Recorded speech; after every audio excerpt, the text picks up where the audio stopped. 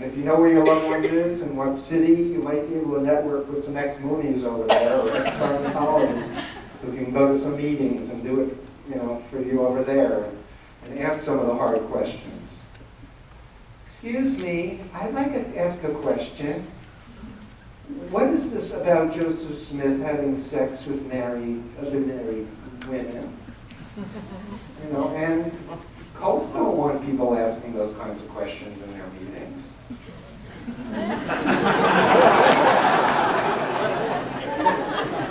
You do it over and over and over again with different people. It's like, wait a minute, what's going on here? It's like, well, if you want to be a religion, then be transparent, be accountable, be responsible, admit Joseph Smith was a liar and a pervert, and that, let's remake the Mormon Church now.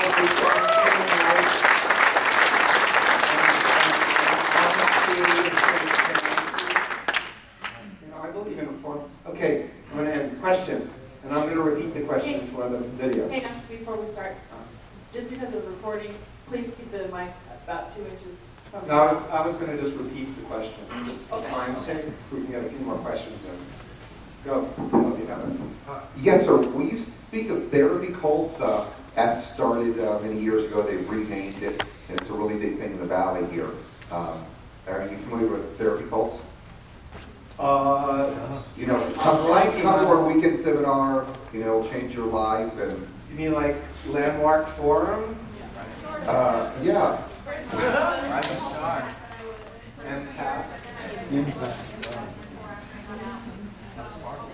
Empath. So the question is about therapy cults. The thing is that there are thousands and thousands of these groups. A percentage of people get out of a cult, don't get therapy, and start their own cult. It's really, really sickening, but it's really true, and I can't keep up with them. And I kind of made a decision 30 years ago that instead of becoming an expert, a content expert on particular groups, I wanted to focus on psychology of influence, of how to help people get out of mind control situations, and how to educate the public and preventively inoculate people so they're not mind controlled. So I apologize if I don't know the name of that, but yes, I've worked with people who are victims of therapy use. Yes? Martha. Okay, I guess they want to. Why do cults most generally use a lot of fasting and prayer? Why do cults use a lot of fasting? Fasting and prayer.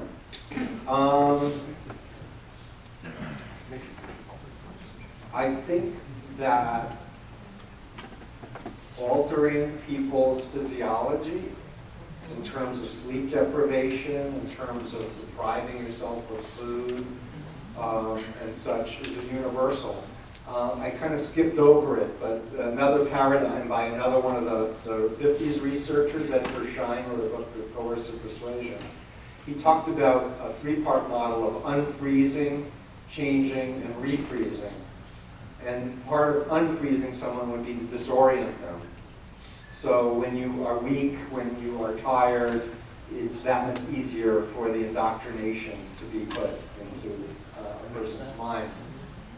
As far as prayer goes, I confess I do believe in a divine being. I don't believe in a man as a god or some anthropomorphization.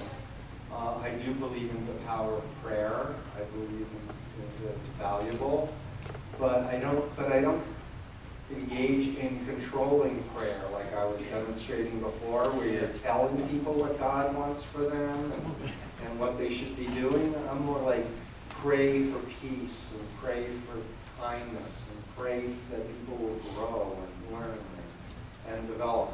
So I also believe that meditation can be a very positive technique, mind control technique to kind of turn off the automatic thoughts.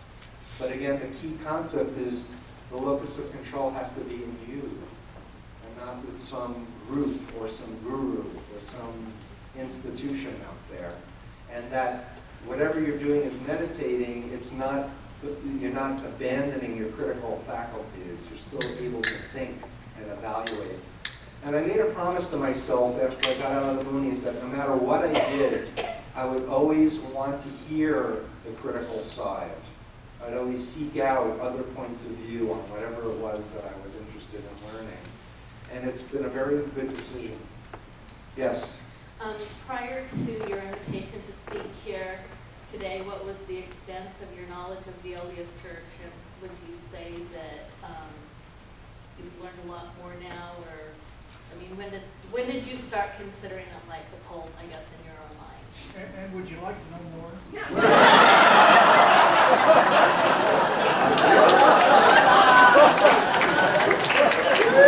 answer your question, and it's in all honesty, the people who contacted me, I remember Sandra Tanner contacting me maybe 20 years ago after Combating came out. I heard from a number of other people who were essentially saying it was a cult, but then telling me how Christianity was the truth. And being a Jew and being a social psychologist, that didn't connect the dots with me. And frankly, no one really until the last couple of years has come to me and said, you know, I read your book and I need help. Like, I want your advice on how to help a loved one, or I'm having trouble coping and I'd like some therapy. So it has not really been on my radar screen until the last couple of years. And it's probably not on my handouts, but it has been up on my website. People like Richard and Sue and a number of other people have been educating me, and when they invited me to come here, and I'm learning a lot. And I repeat with the quacks. Everything that I've heard so far is completely stereotypical. I hope that it doesn't, rub the elitists in you the wrong way. There's no indifference in what you've said with people coming out of the Children of God, Scientology, any number of other Jehovah's Witnesses, any number of other cults. Yes? Yeah, he's got the mic. Okay. He's got the mic. We'll come up with Go ahead. Walk back to the mic. Yes?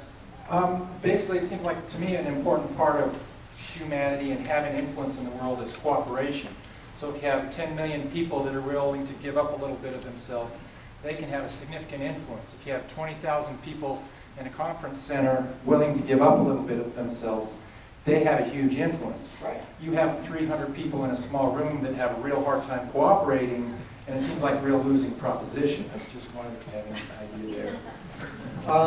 The reality is that in 32 years, I've consistently had the experience of ex-members don't want to be in groups, distrust authority figures, don't want to be told what to do, and it's really, I had a real issue because I was a leader in the Moonies and I was really embarrassed with assuming any type of leadership in any way in the countercult field. Because I didn't want to go there. But at a certain point of therapy and evolution and growth, it's like, wait a minute. Nobody's taking the lead. Nobody's contacting the media to do a soundbite on, the crap that some cult is spewing on X subject or Y subject. And so the bottom line is I would like people to evaluate, and I also want to say, I always recommend to my clients, help heal yourself as your primary focus first before trying to help others, which is exactly the opposite of how we were trained in cults. And it's not selfish. It's actually very healthy and very healing, and you can do more by modeling being a healthy human being than by using words and trying to convince somebody to do this or do that. But I'm all for balance in terms of having a life, but also serving and helping others.